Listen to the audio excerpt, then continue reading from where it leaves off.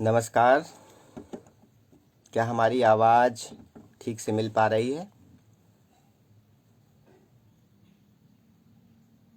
क्षमा करेंगे, कुछ तकनीकी बाधा या कुछ प्रसारण में गड़बड़ी हुई कि हमारा वीडियो 3-4 मिनट बाद बंद हो गया और ये संज्ञान मुझे नहीं था। मैं यहाँ से बातचीत कर ही रहा था, तो जैसा मुझे अभी सूचना मिली कि इस बातचीत को हम पुनः आरंभ करें और इसे ही आप इसकी शुरुआत माने, तो फिर से हम आप सबका स्वागत करते हैं स्वयं प्रकाश फेसबुक पेज पर। और हमें ये सूचना मिली है, पल्लव जी ने बताया कि हमारी आवाज़ अब ठीक है और हम शुरू करें। जैसा कि आप सभी लोग जान रहे हैं और विदित है कि आज से ठीक 1 वर्ष पहले स्वयं प्रकाश जी एक बीमारी के बाद हमारे बीच नहीं रहे और उनकी अनुपस्थिति में 1 साल बीत गया। उनके अवदान को, उनके कहानीकार के रूप में अवदान को याद करते हुए हम उन्हें हिंदी समाज की ओर से, अपनी ओर से सादर श्रद्धांजलि दे रहे हैं और उन्हें याद कर रहे हैं। इस मौके पर आप सभी मित्रों का स्वागत। जैसा कि आप लोग जानते हैं कि स्वयं प्रकाश जी की रचनात्मक उपस्थिति कहानीकार के तौर पर विशेष रूप से उल्लेखनीय रही है। यूँ तो उन्होंने अनेक गद्य विधाओं में लेखन किया, उपन्यास भी लिखे, बाल साहित्य भी लिखा और गद्य की दूसरी विधाओं में वो लिखते रहे हैं। वो पसंद भी किया गया, सराहा भी गया। पर मुझे लगता है कि कहानीकार के रूप में स्वयं प्रकाश जी सबसे पहले याद किए जाते हैं, याद किए जाएंगे। स्वयं प्रकाश जी ने जब कहानी लेखन की शुरुआत की तो वो समय 8वां दशक था, जब कहानी के आंदोलन एक तरह से अवसान की ओर थे और नई कहानी और साठोत्तरी कहानी का प्रभाव भी मंद पड़ने लगा था। लेकिन जनवादी चेतना, जो किसी अर्थ में प्रगतिशीलता के रूप में ही ली जा सकती है, और प्रगतिशील चेतना स्वयं प्रकाश के यहाँ मौजूद भी है, लेकिन उनका नाम जनवादी कहानीकार के रूप में लिया जाता रहा है। लेकिन एक जो ख़ास बात उनकी कहानियों को लेकर, उनकी कहानियों की प्रकृति को लेकर, उनके रचना संसार को लेकर कही जा सकती है कि आंदोलनों की किसी भी तरह की रूढ़बद्धता, चाहे वो जनवाद की हो या जनवादी विचार की हो या प्रगतिशीलता की हो, वो उनकी कहानियों में कभी दिखाई नहीं दी। या एक तरह से कहिए कि प्रगतिशीलता और जनवादी आधारों को, उन विचारों को रचनात्मक स्तर पर कैसे संभव किया जाए, उनको कैसे परखा जाए, ये उनकी कहानियों में देखना चाहिए। यानी जनवाद से भिन्न उनकी कहानियों की जो अपनी एक वैचारिक प्रकृति है, उसको गंभीरता से जानकर ही उनकी कहानी के सौंदर्य शास्त्र को ठीक से समझा जा सकता है या जाना जा सकता है। कभी कभी पढ़ते हुए या अक्सर उनकी कहानियों को पढ़ते हुए ऐसा लगता है कि स्वयं प्रकाश अपने व्यक्तिगत अनुभवों को या सार्वजनिक संदर्भों के साथ इस प्रकार से कहानी में प्रस्तुत करते हुए दिखाई देते हैं कि वो कहानी या उसका अनुभव पाठकों को खुद अपनी मानसिकता का या अपने स्वभाव का एहसास कराते हुए लगता है। 8वें दशक के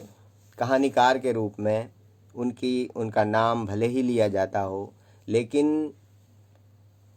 आंदोलनों के नारों का, आंदोलनों के घेरों का कोई भी वैसा प्रभाव उनकी कहानियों में नहीं था और अनुभवों से वो अपनी एक मौलिक सर्जना करते हैं और इसी अर्थ में वो दूसरे जनवादी कहानीकारों से अलग भी दिखाई देते हैं। यह बात जब स्वयं प्रकाश के संबंध में कही जाती है तो हमें विशेष रूप से कुछ कहानियों के साथ उनकी ये चर्चा करना चाहिए कि एक विचारधारा का एक रचनात्मक स्तर पर असर कहानियों में कैसे है, और उस रचनात्मक स्तर को कहानी में लाते हुए भी किसी भी तरह के एक बौद्धिक आतंक से या अभिजात से या विचारधारा के एक रूढ़बद्ध ढंग से प्रस्तुति की ओर आकर्षित नहीं होते, लेकिन उनकी कहानियाँ बड़ी सहजता से, बड़ी सरलता से किसी इस तरह के बुनावट के बिना एक रोचक और सहज शैली में व्यक्त करती हैं, और इस अभिव्यक्ति में वे मध्यवर्गीय मनुष्य की स्वभाव, उसकी आदतों को, उसके संस्कारों को इस तरह से बुनते हैं कहानी में कि वो बिना किसी लाउडनेस के एक गंभीर बात को कह देती है। और इसके लिए उनकी बहुत चर्चित कहानी नीलकांत का सफ़र और अशोक और रेणु की असली कहानी जैसी कहानियों का उदाहरण लिया जा सकता है। नीलकांत का सफ़र उनकी बहुत चर्चित कहानी रही है, बहुपठित है, और उसमें एक मध्यवर्गीय बौद्धिक व्यक्ति का जो विचार है और ट्रेन की यात्रा में जो एक घटना घटती है जहाँ एक मज़दूर है, सरभारा वर्ग है, और खिड़की खोलने को लेकर जो समस्या है और जिसके लिए तरह तरह के विचार नीलकांत के मन में आते हैं, लेकिन वही काम कितनी सहजता से वो कर देता है। तो उसकी जो ज़मीनी विचार की जो परिणति है या उस बौद्धिकता से जो अलग है, तो कहानी दोनों तरह से, एक तरह मध्यवर्गीय व्यक्ति की आलोचना भी करती है और एक विचारधारा को कितनी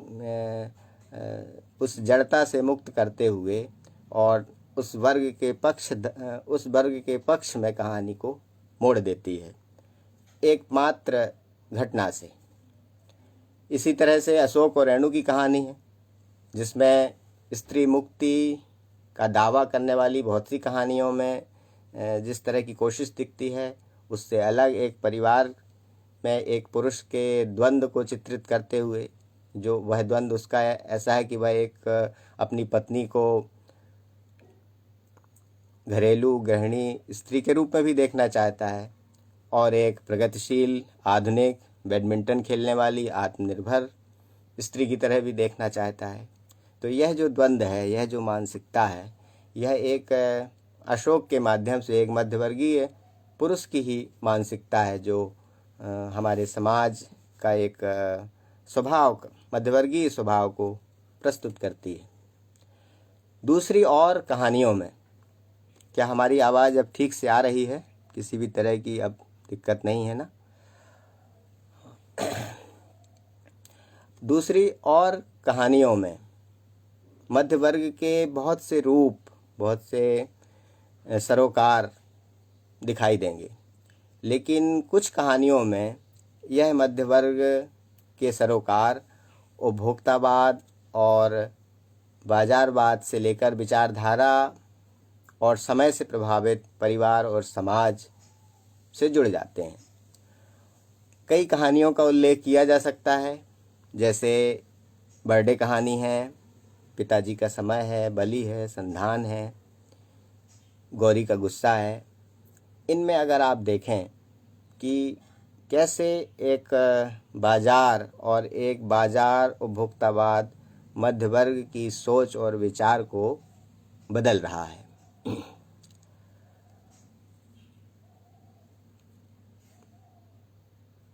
आवाज़ ठीक है?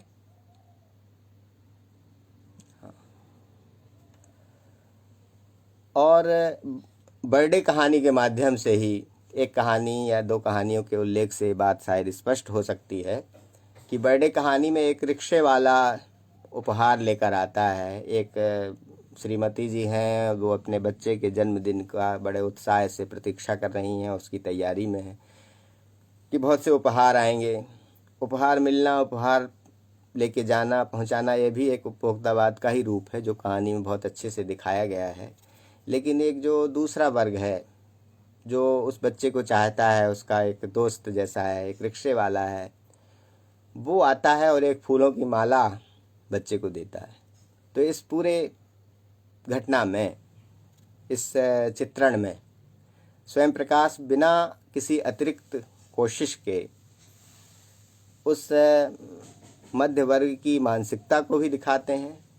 और उस उपभोक्तावाद से, बाजार से, उस विचार से अनजाने ही संघर्ष करने वाले व्यक्ति को भी प्रस्तुत करते हैं। और वह व्यक्ति मध्यवर्गीय नहीं है, वह एक मजदूर श्रेणी का व्यक्ति है, रिक्शे वाला है। दूसरी कुछ कहानियों के उल्लेख के अलावा अगर हम गौरी का गुस्सा कहानी की थोड़ी चर्चा करें, और इस संदर्भ में एक बात और यहाँ जोड़ देनी चाहिए, तो उनकी कहानियों की एक और ख़ास विशेषता रेखांकित होगी। मध्यवर्गीय बात तो यहाँ भी है कि समकालीन कहानी में, यानी स्वयं प्रकाश के दौर से 80 के बाद, 90 के बाद और आज की कहानियों की जो एक ख़ास पहचान बन गई है, वो है कहानी का एक हंसमुख खिलंदड़ा गद्य। और ऐसा नहीं है कि उसके रूप ज़रूर बदले हैं, उसका ढंग ज़रूर बदला है, लेकिन वह पहचान हरिशंकर परसाई के यहाँ, श्री लाल शुक्ल के यहाँ और शरद जोशी के यहाँ भी उस विरासत से हमको आती हुई दिखाई देती है। और 80 के बाद की कहानियों में और 90 के बाद की कहानियों में उस विरासत का जो उल्लेखनीय विस्तार हुआ है, और वह स्वयं प्रकाश की कहानियों में भी, उनके गद्य में भी इसकी एक ख़ास पहचान, एक ख़ास तरह की भाषा शैली पाठकों को आकर्षित करती है और उनको मोहती है, उन्हें कहानी पढ़ने के लिए बांधती है। कोई भी कहानी पढ़ी जाए तो एक अच्छी कहानी पढ़ने का सुख क्या हो सकता है, यह स्वयं प्रकाश की कहानी पढ़कर हमें ज्ञात हो सकता है। जैसा गौरी का गुस्सा कहानी का उल्लेख मैं इसीलिए करना चाहता हूँ कि इस संदर्भ में एक मुकम्मल कहानी है जिसमें कहानी की परंपरा भी बोलती हुई दिखाई देती है, परसाई की परंपरा भी दिखाई देती है कि क्योंकि यह एक पौराणिक कथा शिल्प में लिखी गई कहानी है। और जाहिर है, आप लोग जानते ही होंगे कि हरिशंकर परसाई ने बहुत ही व्यंग की रचनात्मक शैली द्वारा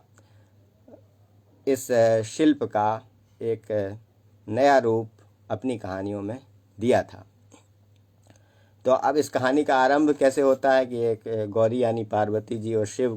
के देशाटन पर निकलने के प्रसंग से, और फिर वो कहानी उस मिथकीय संसार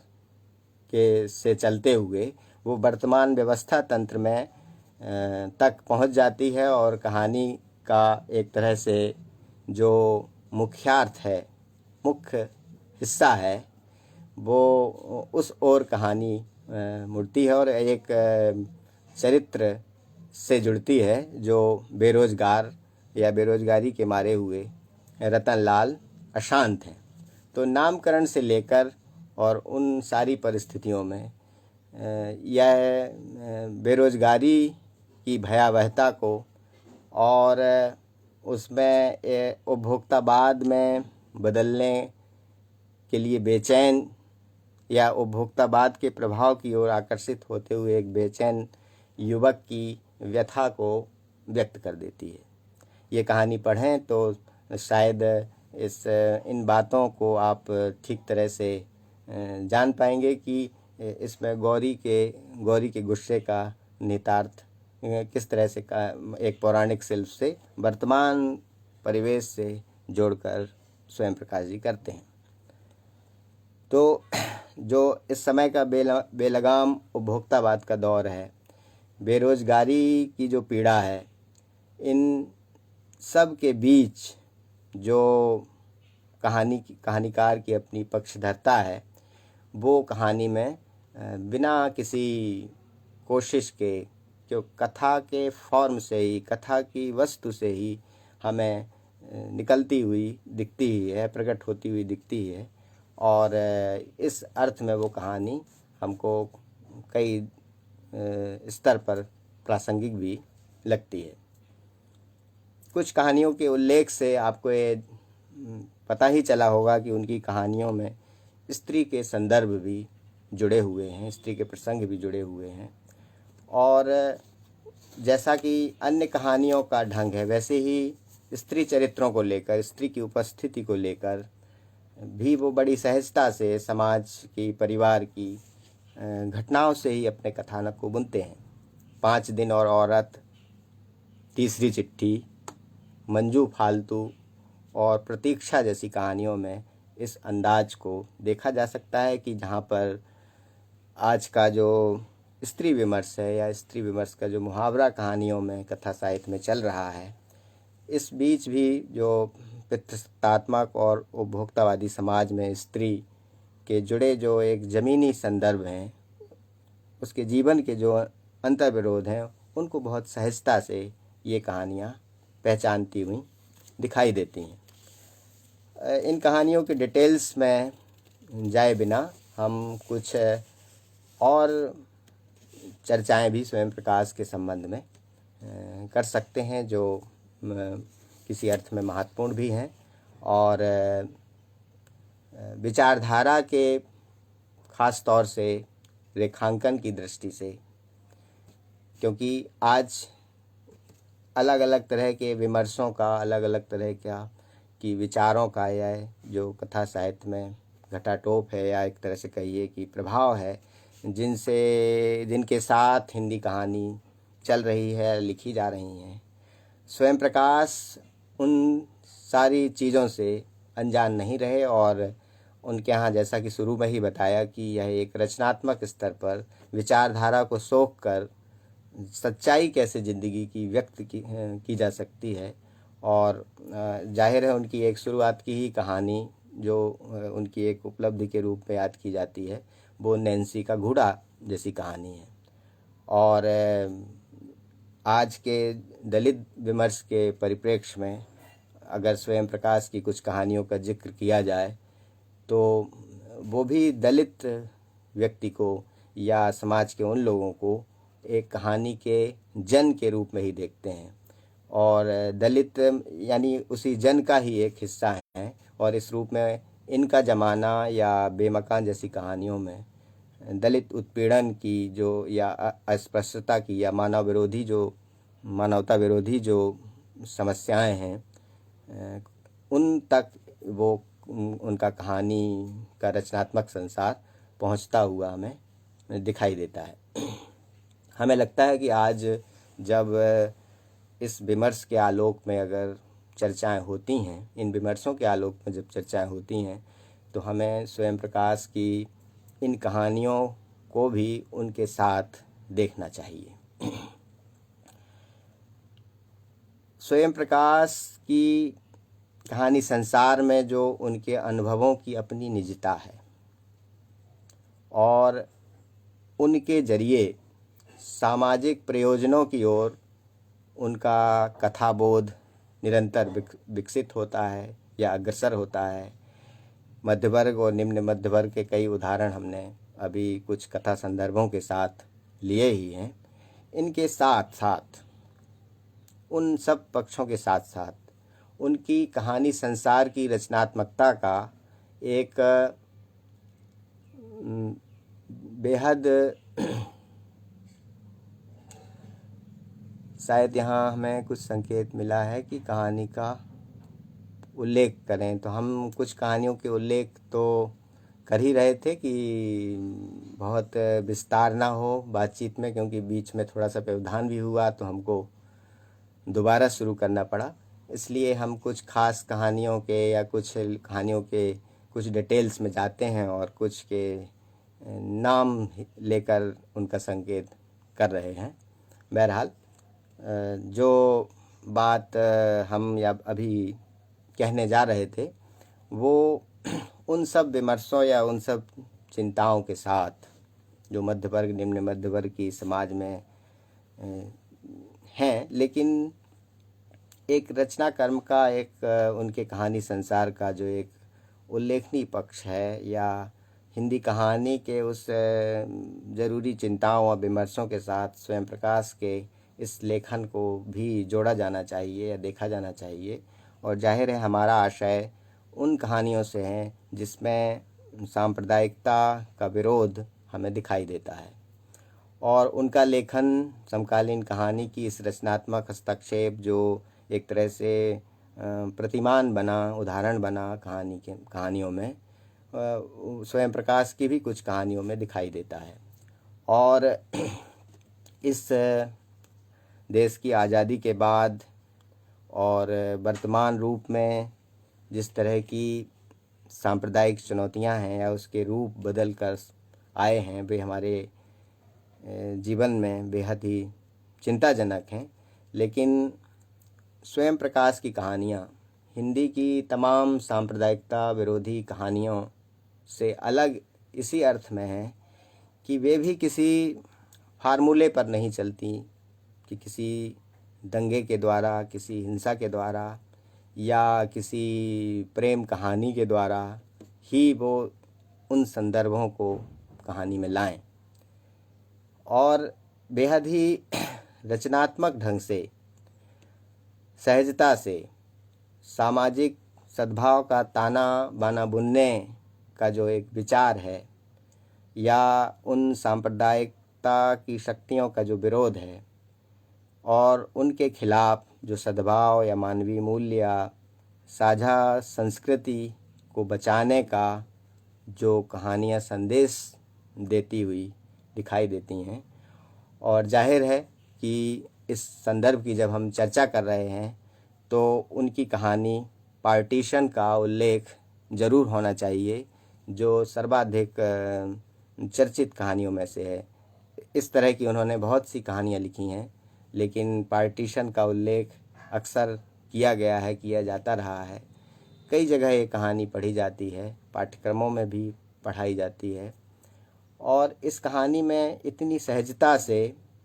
पार्टीशन के अर्थ को, समाज के उस बंटवारे को, उस विचार को या उस विचार का विरोध कहानी व्यक्त कर देती है। हमें लगता है कि पार्टीशन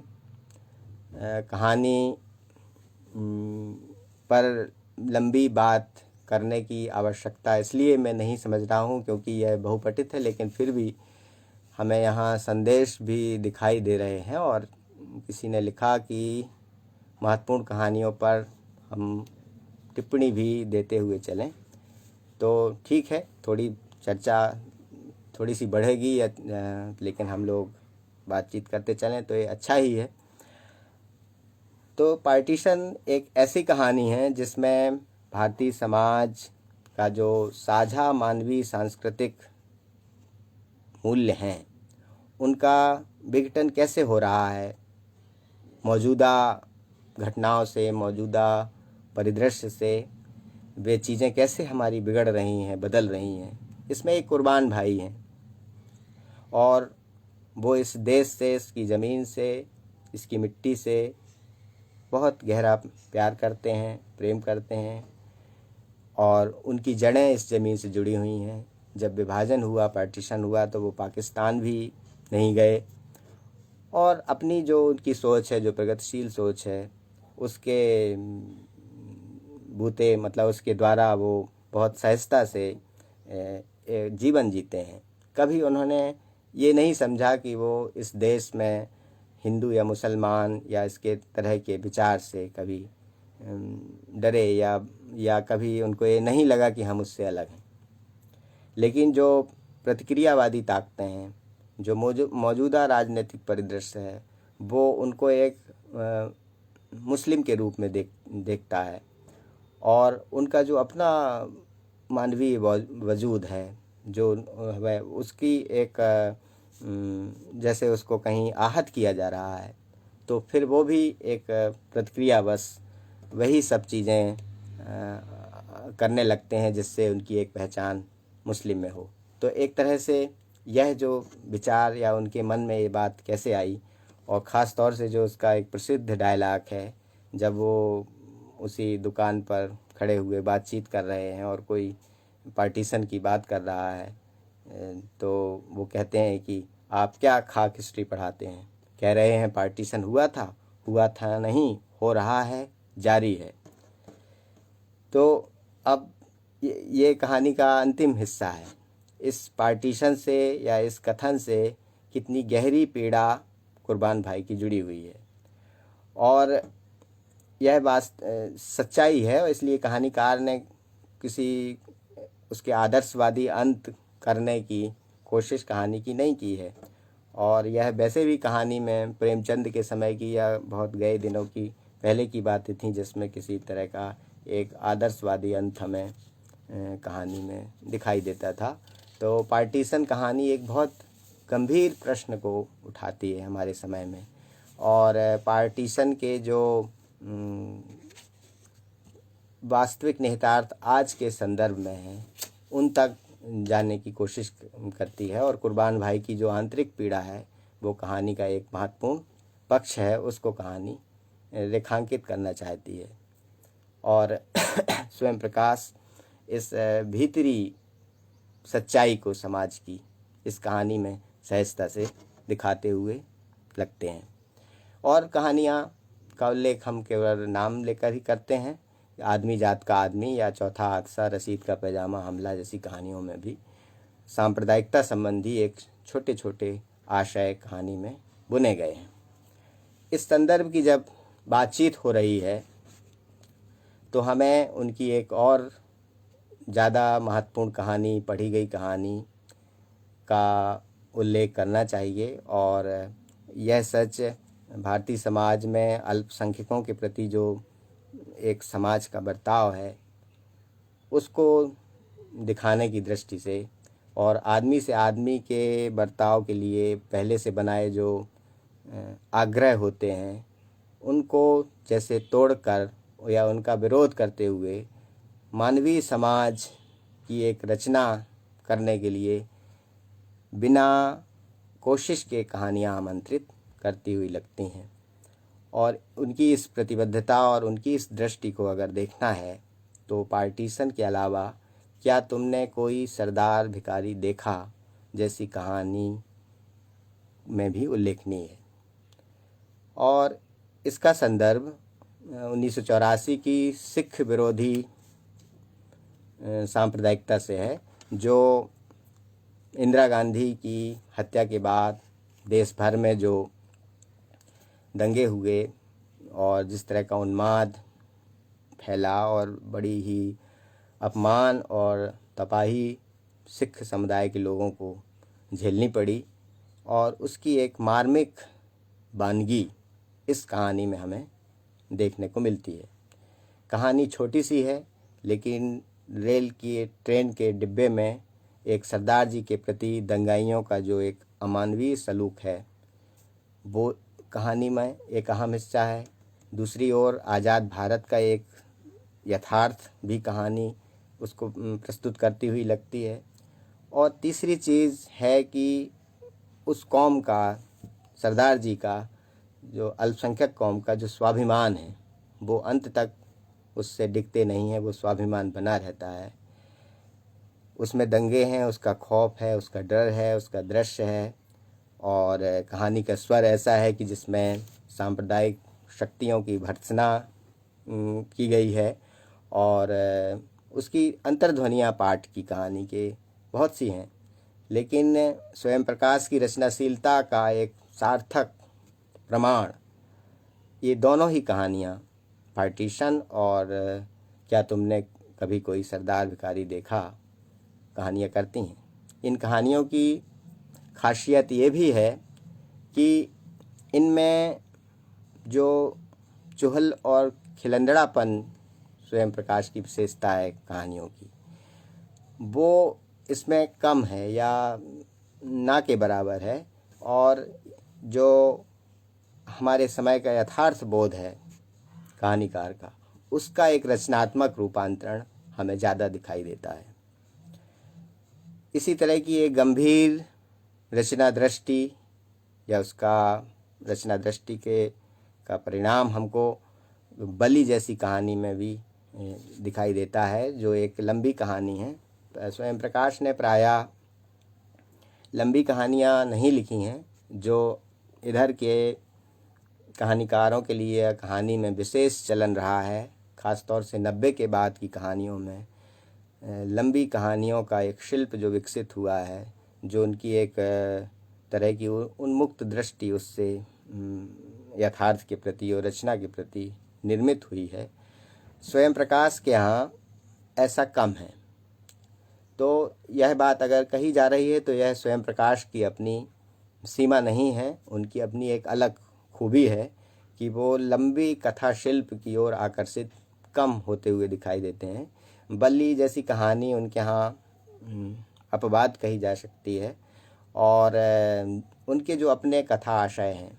जो छोटे छोटे प्रसंग हैं, उनके उद्घाटन के लिए जो उनको सफलता मिली है वो सहज शैली में एक छोटे रूपों में मिली है। और ऐसा स्वयं प्रकाश का जब उल्लेख होता है तो उनकी दौर के या उनके बाद के या उनके कुछ पहले के उनके समय के दूसरे कहानीकारों के यहाँ भी यह चीज़ दिखाई देती है। स्वयं प्रकाश, इसका अर्थ ये नहीं कि उनसे उनकी तुलना की जाए, लेकिन कथा शिल्प की लंबे वितान में लंबे कहानी के शिल्प से अलग जो कोशिश है वो असगर बजाहत की कहानियों में आप देख लें, या दूसरे एक रूप में हरि भटनागर की कहानियों में आप देखें, और दूसरे कहानीकारों के यहाँ। तो इन्हीं कहानियों की स्वयं प्रकाश के यहाँ ऐसी ही छोटे छोटे आशयों की, छोटे रूप की, छोटे शिल्प की कहानियों की संख्या सबसे ज़्यादा है। मात्रा और भार, सूरज कब निकलेगा, आसमां कैसे कैसे, अगली किताब, जंगलदाह, अकाल मृत्यु, बिछुड़ने से पहले जैसी कहानियों के संदर्भ हम ले सकते हैं और इनके उल्लेख कर सकते हैं। लेकिन हम सभी कहानियों के विस्तार में न जाएं। एक छोटे आशयों की कहानियों का एक विस्तृत रचना संसार है स्वयं प्रकाश का। और इस बात के लिए जंगल का दाह जैसी कहानी का ही उल्लेख अगर किया जाए और उससे हम उनके इस सहजता के आशय को लंबी कहानी के अपेक्षा समझने की कोशिश करें कि इस कहानी में हमारे समय का जो व्यापक संकट है, जो कैसे व्यक्त होता है, और किसी पौराणिक या लोक कथा शैली में, जैसा कि उन्होंने एक गौरी का गुस्सा कहानी लिखी, उसी तरह के शैली में यह वर्तमान समय की, हमारे मौजूदा समय की एक प्रतीकात्मक कहानी जैसी लगती है। और इस कहानी में चिंता, अगर उसका एक परतें देखें कहानी की, एक छोटी सी कहानी के लेयर्स कितने हैं, कितने स्तर तक कहानी स्पर्श करती है हमारे समय को, तो वो संक्षेप में यदि कहा जाए तो जल, जंगल, ज़मीन से लेकर आदिवासी समुदाय की अस्मिता के सवालों को भी कहानीकार इसमें उठाता हुआ दिखाई देता है। और एक लोक कथा के शिल्प में ये कहानी लिखी गई है। और यह कथा हमारे वर्तमान की व्यथा है, जो भूमंडलीकृत विकास का जो वर्तमान दौर है, उपभोक्तावादी जो साम्राज्य है और उनका विस्तार जंगलों का कैसे विनाश कर रहा है। एक तरफ मामा सोन है, वनवासियों का समुदाय है, उनका जंगल है, उनकी ज़मीन है, उनके पशु पक्षी हैं। दूसरी ओर राजा हैं, राजकुमार हैं, उनकी सेना के रूप में साम्राज्यवादी ताकतें हैं। रूपक कथा है, प्रतीकात्मक कथा है। और लोक कथा का देशकाल छोड़कर यह कहानी कैसे हमारे समय की पहचान कराती है, इसे अंत में कहानीकार ने संकेत भी थोड़ा किया है। और छोटे से कथा रूपक में ख़ास तौर से अंत की कुछ पंक्तियों के हवाले से कहानी हमारी समकालीन विकास की महागाथा का एक जो बड़ा सत्य है उसको उजागर करती है। कभी आलोचक नामवर सिंह जी ने कहानी की विशेषता बताते हुए कहा था कि कहानी छोटे मुंह बड़ी बात है। कुछ इसी तरह का यह बोध कथा के शिल्प में यह कहानी व्यक्त करती है, बल्कि बोध कथा का शिल्प न कहिए, प्रतीकात्मक कथा का शिल्प कहिए। और बोध कथा के शिल्प में एक दूसरी कहानी है उनकी, जिसका नाम है बिछुड़ने से पहले। वह भी आज के बेतहाशा शहरीकरण और पूंजीवादी विकास के चलते जो पर्यावरण का विनाश हो रहा है, जो नुकसान हो रहा है, उसके बड़े खतरों के प्रति आगाह कराती हुई कहानी है। उनकी कहानी में हमेशा विचार या कला का वैसा मानक, जैसा कि लंबी कहानियों में और उदय प्रकाश के यहाँ, अखिलेश के यहाँ, दूसरे और आज के कहानीकार अगर नाम लिया जाए, बहुत सी लंबी कहानियों में जो देखा जाता है, उसके अपेक्षा उनकी जो भाषाई क्षिप्रता है और जो वस्तुनिष्ठ धैर्य है,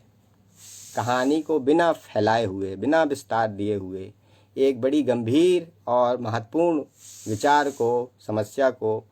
और हमारी समकालीनता की चुनौतियों को कहानी कैसे अभिव्यक्त कर देती है। अगर उसकी व्याख्या की जाए, अगर उसका विश्लेषण किया जाए, तो उसके बहुत से स्तर हो सकते हैं, जिनका संकेत हमने इन कुछ कहानियों के उल्लेख के साथ करने की कोशिश की है।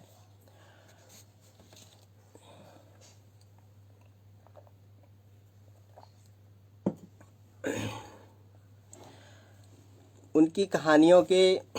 कलेवर में तात्कालिकता का जो प्रयोजन है, जो अपने समय की चिंताएं हैं, और उसकी एक व्याप्ति, उनकी एक कारुणिक व्याप्ति कैसे है, और वह भाषा और संवेदना में हमेशा रोचक होगी। उनका जो गद्य रूप है कहानी का, वो रोचक हमेशा लगेगा। और बहुत गौर करें तो आपको कहानी की जो अनुभव है वो बहुत साधारण लगे, या उसका वस्तुगत सौंदर्य बहुत साधारण लगता हुआ दिखाई दे, लेकिन रोचकता हमेशा होगी। उनका एक कथन मैं उद्धृत करना चाहता हूँ, जो उन्होंने एक कहानी संग्रह चर्चित कहानियाँ सामयिक प्रकाशन से आया था, उसकी भूमिका में लिखा है। वे लिखते हैं कि मैंने चुहल, चाशनी और बतकही से शुरू किया। मेरी नज़र में कहानी का पहला और प्राथमिक गुण है रोचकता, और उसका सबसे बड़ा दोष है रोचक ना होना। आप लाख सुकरात हो जाइए, यदि आपको कहानी पहली पंक्ति में रोचक नहीं लगती, तो कोई उसे पढ़ेगा ही क्यों। मेरे 3 कथा गुरु हैं, 1 चेखव, 2 मार्क ट्वेन और 3 राजेंद्र सिंह बेदी। चेखव से क्षिप्रता और चुटीलापन, मार्क ट्वेन से व्यंग और खिलंदड़ापन, और बेदी से सलीकेदार और प्रसन्न भाषा सीखने की मैंने कोशिश की। ये जो कथन है, हमें लगता है वो खुद अपने इस बयान में अपनी कहानी का एक भाषाई शास्त्र, संवेदना का जो शास्त्र है, वो व्यक्त कर देते हैं। और स्वयं प्रकाश की कहानियाँ, ज़्यादातर कहानियाँ इसका उदाहरण हैं। और उनके रचना में जो एक कथाकार का, कहानीकार का जो व्यक्तित्व उभरता है, और उसमें जो वस्तुगत सौंदर्य की जो रक्षा करने की जो कोशिश है, जो उसकी अभिव्यक्ति की ओर कोशिश है, वो उनके लिए प्राथमिक है, पहली है। कहने की बहुत ज़्यादा जो वाचाल कोशिश है, बहुत ज़्यादा कहने की, वो मतलब उस तरह के महारथी स्वयं प्रकाश नहीं है, वो एक कोशिश भी नहीं करते, लेकिन अपने अनुभवों का एक जो रोचक विन्यास है कहानी में, वो उनके यहाँ उल्लेखनीय है। और कहना चाहिए कि वह रोचकता उन अपने सभी समकालीनों में या हिंदी कहानी की परंपरा में अपने आप में बेजोड़ है। वे प्रायः बहुत बड़े नहीं, बहुत छोटे कथ्यों को लिखने वाले कहानीकार हैं, जैसा हमने इसका संकेत भी किया। और सीधे स्वयं प्रकाश की जो कहानियाँ हैं वो सीधे तौर पर बहुत महानता में, बहुत विस्तार में उसका उद्घाटन हमारे समय के यथार्थ का नहीं करती, जैसे कि उदय प्रकाश, शिव मूर्ति या अखिलेश या संजीव की कहानियाँ करती हुई हमें दिखाई देती हैं। लेकिन उनके जो कथा चरित्र हैं, उनके चरित्रों की जो उपस्थिति है और उन चरित्रों के इर्द गिर्द कैसे वो यथार्थ की बहुआयामिता, भयावहता हमको हतप्रभ कर देती है, और यह कला ही स्वयं प्रकाश को एक अलग कहानीकार का दर्जा देती है। और जो गुदगुदाने की, जो हंसाने की या उसको रोचक बनाने की जो सहजता है, वो यथार्थ के बहुत से अनछुए पहलुओं की तरफ ले जाती हुई हमें दिखाई देती है। और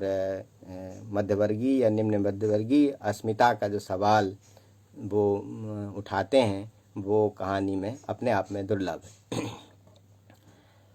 स्वयं प्रकाश की कहानियों के बारे में बहुत सी संरचनात्मक ये जो अपनी विशेषताएं हैं, उसमें ये बात भी देखना चाहिए कि वे पात्र को किसी भी तरह की प्रतिक्रिया को व्यक्त करने या विचार को व्यक्त करने के लिए एक उपकरण की तरह या उसकी तरह इस्तेमाल नहीं करते,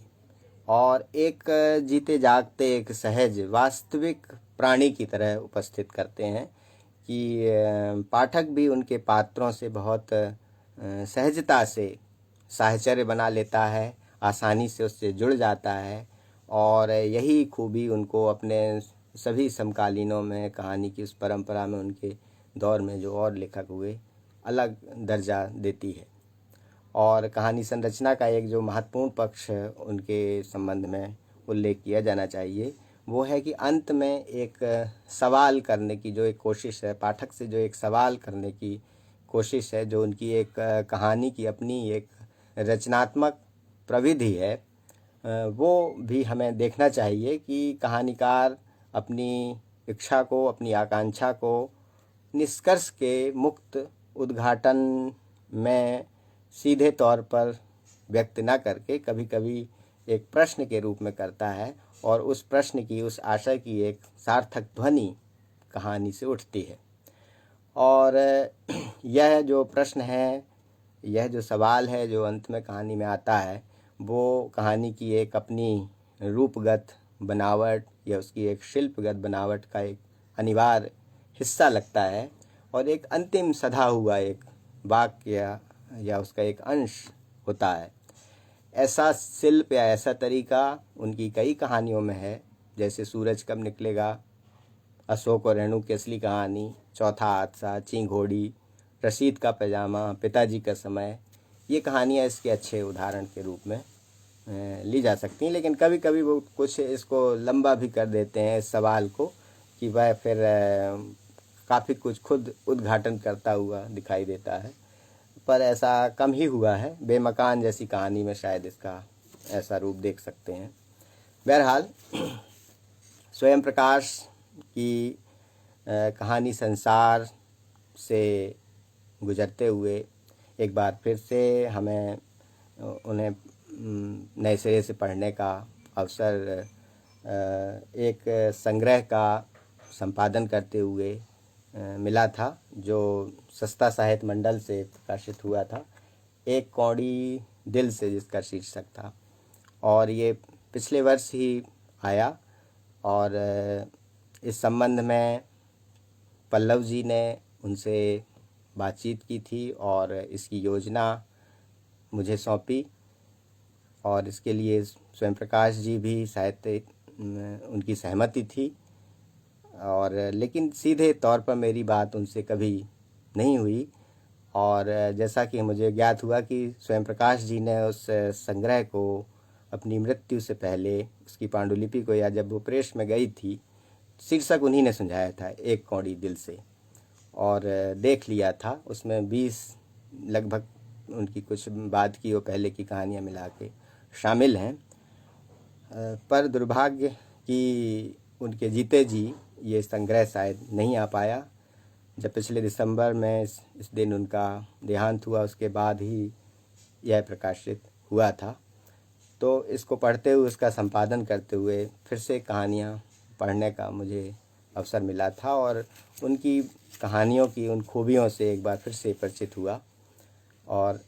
आज भी इस चर्चा में वो अनुभव हो रहा है।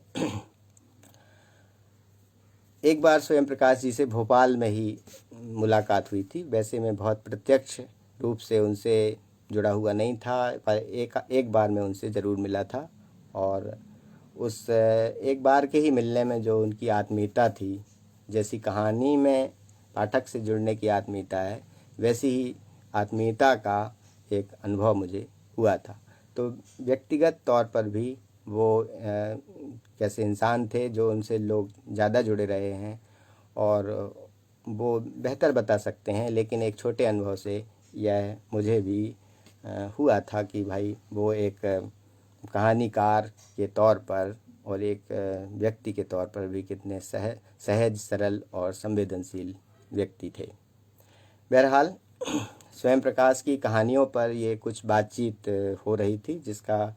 अब हम समापन ही करने वाले हैं। बहुत से कहानियों के उदाहरण से कुछ चर्चाएं हमने करने की कोशिश की हैं। तो जो शुरुआत में हम चर्चा कर रहे थे स्वयं प्रकाश की, कि नई कहानी आंदोलन का एक जो पारदर्शी रूप है, जो अनुभववाद नई कहानी से उन्होंने सहेजा और बीच के उन आंदोलनों के भटकाव से वो बिल्कुल अप्रभावित रहे और उन अनुभववाद से जो सहेज कर जो सामाजिक प्रयोजन की तरफ वे मुड़े और हमेशा जो सतर्क रहे उनकी ओर। ठीक है कि वैसी बहुत वस्तुगत भव्यता उनको आप कहानी को पढ़ते हुए आपको अचानक ना लगे, लेकिन उनके अनुभवों की जो जनपक्षीय रचना धर्मिता है, उसकी जो एक साफ सुथरी झलक उनकी कहानियों में हमेशा मौजूद रही है। छोटे छोटे अनुभवों को कहानी में जो ढालने की कोशिश है, और वह कोशिश स्वयं प्रकाश को बहुत अच्छे से सिद्धहस्त थी। और एक ऐसी कथा की कला जो सर्वजन सुलभ हो सकती है, सबको आकर्षित कर सकती है, अपने कथा संसार में या कथा संसार के भीतर शुरू से, और वो इस तरह से संलग्न रहे, समय को जोड़ते हुए और अपने समय के मनुष्य की पहचान, उसके मानवीय पक्षों की जो पहचान उन्होंने निरंतर की है। तो इसलिए उनकी जो कहानी की युक्तियां हैं, कहानी की जो कोशिशें हैं, उन अनुभवों में एक सार्वजनिकता दिखाई देती है, एक सार्वजनिक जीवन की चिंता दिखाई देती है और विचारधारा उसके साथ घुली मिली है। तो कहानी में जो संप्रेषणीयता का जो संकट समझा जाता है या कहा जाता है, स्वयं प्रकाश उसको शायद जानते थे। इसलिए उन्होंने बहुत क्षिप्रता से, बहुत तरलता से, बहुत खुशनुमा कहानियाँ लिखीं और कहानी विधा की तरफ अब पाठकों को आकर्षित किया, उसका आकर्षण बढ़ाया। और उनकी कहानियाँ निजी अनुभवों के होते हुए भी कभी भी कहानी में एक तरह का आत्म प्रक्षेप या आलाप प्रलाप नहीं दिखाई देता। बहुत ज़्यादा कहना, बहुत ज़्यादा वाचाल होना, बहुत ज़्यादा कहना शायद कभी कभी कहने की अहमियत को कम कर देता है। इसी कारण से वे कहानी में विस्तार देने से बचते हैं और उनकी भाषा का बहुत किफ़ायती इस्तेमाल करते हैं। व्यंग और खिलंदड़ापन उन्होंने भले ही अपने कथा गुरुओं से सीखा हो, जिनका उल्लेख उनके कथन में हमें मिला था, पर वे कहानी की उस परंपरा को आगे ले गए जिसे प्रेमचंद से प्राप्त करके अमरकांत, हरिशंकर परसाई, भीष्म सायनी जैसे कहानीकारों ने, कथाकारों ने अपने प्रयासों से, अपने उपक्रमों से उसको नया प्रस्थान दिया, नया मुकाम दिया। उसी तरह स्वयं प्रकाश अपने समकालीनों में कहानी की उस परंपरा की इस मोड़ पर, जहाँ से शुरू होकर जहाँ तक उनका रचना संसार फैला हुआ है, इस परंपरा को पुनः आविष्कृत करने वाले एक सिद्धहस्त कहानीकार के रूप में हमेशा याद किए जाएंगे। बहुत बहुत धन्यवाद।